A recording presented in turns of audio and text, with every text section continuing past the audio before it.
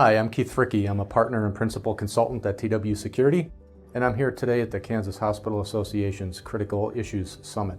My presentation on cybersecurity included some discussions about ways to defend ourselves against cyber attacks, and they fell into one of 5 categories. The first was identify. We can't protect what we don't know about, so knowing what our assets are and what inventory we have of assets helps us understand what we have to protect and where our data exist.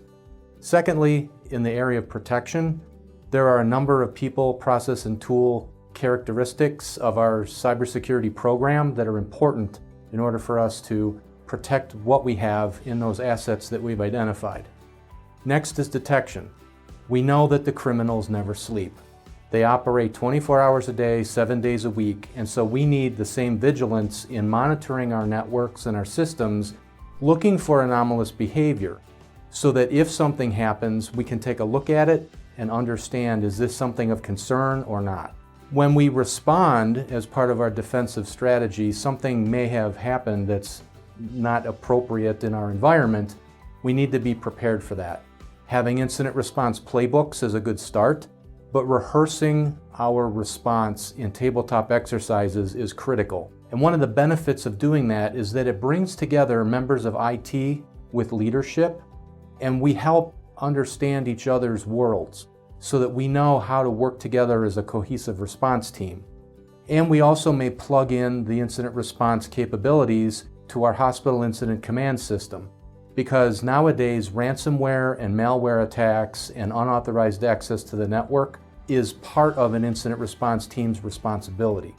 As we move into the final phase of recover, we need to make sure that we've got good backups in place for our data.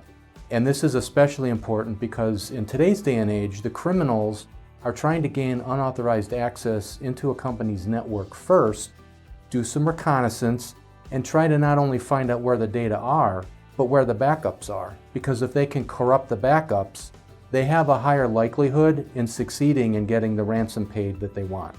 We also talked about the health insurance or health industry cybersecurity practices. HICCUP for short was something that came out of the Cybersecurity Act of 2015. And in that act, Section 405D speaks specifically to the healthcare industry and the security practices and threats that it should be aware of. What's nice about HICCUP is that it scales based on the organization's size.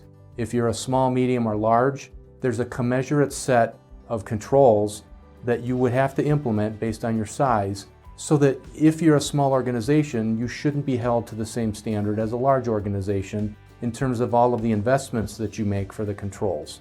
The HIPAA Safe Harbor Law went into effect in January of 2021. And what it did is incentivizes the healthcare industry to invest in cybersecurity practices as a way to reduce or eliminate fines from the Office for Civil Rights if there's a breach. The conditions are the organization has to demonstrate compliance with some sort of a cybersecurity framework for the 12 months preceding the breach. One of the frameworks or set of controls that was mentioned in the Safe Harbor Law is the health industry cybersecurity practices.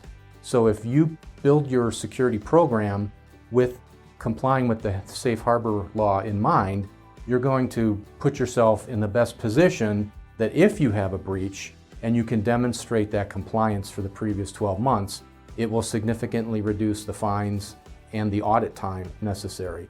So those were some of the things that I talked about in my presentation at the Kansas Hospital Association. Have a good day.